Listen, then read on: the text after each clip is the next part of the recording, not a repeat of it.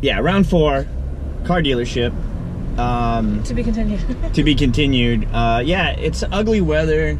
Well, it's not super pouring, it's sprinkly right now.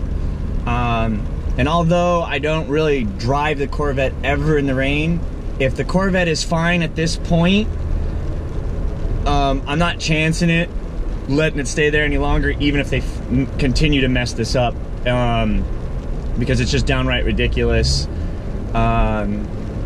And for all those that follow us on Facebook, hey, thanks for your support on all of this. For those of you from Granite State Tuner, also thank you for your support on all of this.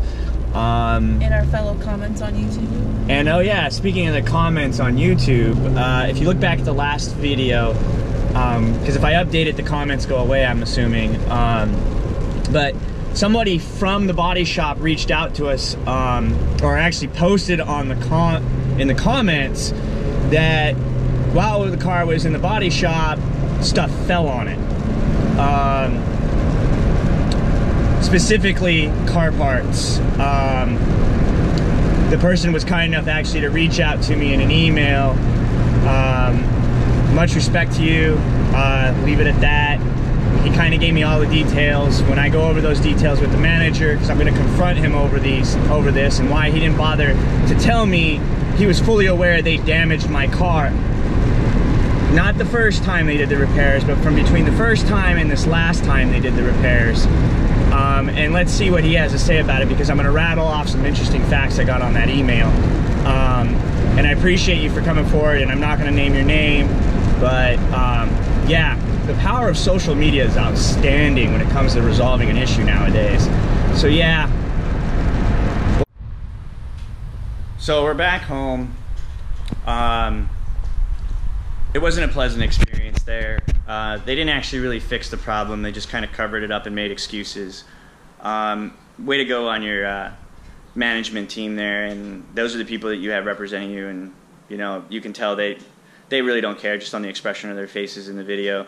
But yeah, and then threatening that you're going to sue me for posting a video of your poor workmanship. Yeah, okay. Let's see what happens, huh? You know, that's how they treat people, right? Is you call them out on their crap and what they do to your car. You know, but legitly they damaged my car. I asked them, you know, gave them every opportunity to repair it correctly, and they didn't. And when I asked them to say, hey, I wasn't satisfied with what you did, would you please just replace the headlight, and we'd call it a day, because you damaged it. I didn't bring it to you damaged. You didn't do a quality repair on it, and it's still damaged, right? Yeah, the one time, this is how mad I am and how upset and how much I did not want to leave my car there one more time in that shop for any minute longer. As frustrated as I am, and I understand that you lose your control over the situation the moment you take possession of the car, because then it turns into a he said, she said game. But I was smart enough to record everything throughout the process, not because I didn't trust them. I was actually going to be like, hey, this is what happened to my Corvette. Got it fixed, great, ready to roll back at the car show circuit, having a good time, you know, but sadly that's not the story today. And it sucks, because the story goes like this now. You can watch the previous video, or I can just give you the synopsis real quick. Brought the Corvette in because of 2 paint defects that were essentially discovered in this seam here, right? And there were 2 little paint, as they call them, dust or whatever, that was in there. And yeah, I drove the Corvette in the rain because, like I said, I didn't want to deal with it anymore. But it was in here. They fixed that. That was no problem. And in the second attempt, you know, when I went to go pick it up to fix those 2 defects, this portion of my car was potentially either bubbled up but it was really mashed together, and you could actually see in the previous video that I'll try to split these 2 together and freeze frame it, that you'll see that here it was really like smushed, and you know, this is now flush, which wasn't when I went to pick it up yesterday. But yeah, but you see that this was good. There was no evident scratches here in this vicinity, right? There were none. And you know, etc. There was they buffed that out, but they did scratch it right there, and they did a good job of fixing that. That's why I'm not complaining about that. But if I have to, I'll most likely bring this into better light. But if you look up against the seam here, where that scratch was on the video, you'll notice that it's not actually, they just did this part. They fixed this spot here. They did nothing about what was in this inseam here. And if you really run your finger against it, you can feel, or almost actually, I wish you could hear it, but you can feel where the scratches is from where they had hit it the previous time. And it's really troublesome because maybe I'm asking too much. You know, say, hey, look, you damaged my car when I brought it to you to get repaired, and now you just covered it up, and you really didn't do the quality workmanship that one would expect from a body shop that's, you know, accepted by other insurance agencies, which is really sketchy to me, because if they cut these kind of corners and they're not willing to resolve that, what are they doing for other people? You know, especially this is, hopefully they're not trying to claim all of this under their warranty claim, that was a warranty issue, because it wasn't. They caused it. You know, they did the additional damage. You know, the swirl marks were here. It's rainy, I can't really tell, but when the light's in the shop, it looked really good. It was fixed. But it really just troubles me that, you know, that his answer to me was, I'm being anal. It's as good as it's gonna get. And it's as good as it's gonna get. Take it or leave it.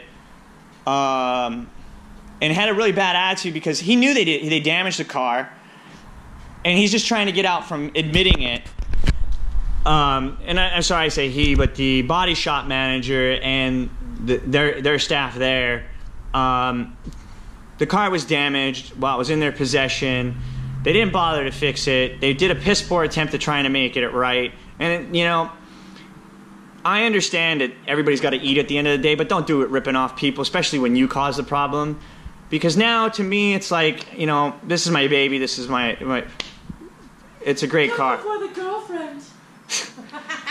Yeah, it does not come before the girlfriend. But it comes before any other car, and it's the last car to ever get touched, and I kind of feel bad that I drove it in the rain, but I feel better that it's home and it's not going to get damaged in our garage. It's going to be here. It's going to be safe and sound. And hopefully I can call down to Rhode Island, have them come up and essentially go over this and with a ceramic coat, and then I won't ever have to worry about anybody ever really scratching the car or anything like that. We'll get a ceramic pro on it, 9H it about 11 freaking billion times to make sure it's hard like glass and won't ever scratch. We'll wrap it with a rainbow. And then we're going to wrap it, and no, it's not going to be with a rainbow. But yeah, this is just really, in the end of the day, it's just really frustrating, and it's really bad to see a local business like that do such shoddy stuff to somebody and then force them to just, out of aggravation. I was too tired. I don't care anymore. It's not that I don't care anymore. It's just, it was getting nowhere. It just continually got worse. And they continually just essentially dog-legged around the whole entire problem. And when I finally said, look, this is what I need you to do to make it right, they looked at me like I was a silly one, like I damaged the car or something, which is what didn't happen. They damaged it. They're the ones who scratched it up. And to look at me and try to tell me straight to my face that I was the one that scratched the car and brought it to them like that was pretty hilarious, considering that you'll see the car never left. You'll see that it was in their lot. It was in their possession. You've seen the videos of my car online. You see that, especially when the sun's reflecting off of it, and you've got that beautiful, wonderful, like rainbow circle we had going on over the sun before I took the car to the shop. And you'll notice there's no heavy swirl marks or anything like that. Yes, maybe there's a few little like hairlines and stuff like that, and that wasn't what I was really upset about. Was the deep cuts into the paint of the car. And you can see that it progressively got worse. They took the car, made it worse, and then when they went to try to fix it, they just didn't make it right. And honestly, I think it's really bad, and although that I had a great experience with purchasing my Corvette through them, I never had a problem with service. It's really making me doubt their whole entire business, and I'm no longer going to refer anybody to them. And honestly, once I collect up on my 2 promised services when I bought my car, I'm never going back there again for anything. I'm not. I won't. And if I have to drive 10,000 miles to get another Corvette, or if I have to drive 10,000 miles to buy the truck that we want, I'm going to buy it elsewhere, right? And I'm not going to ever bring any of my friends over there that ask me, hey, can you help me go buy a car, or go do this, or go do that. I'm never going to bring them over there. And if they say they're going to go there, I'm just going to tell them, hey, I can't help you because you're just destined to be screwed over, right? Because obviously if this is what they're doing on the back end, who knows what they're doing to you in the front. But yeah. Hit the comment button. Let me know what you guys think. Hit the subscribe button. And sorry we didn't do any car shows, but it's raining. We're going to try to get out to Ripfest. Hopefully it's nice and good. If not, yeah, it's a frustrating weekend. I think I'm just going to call it. You guys have a good one.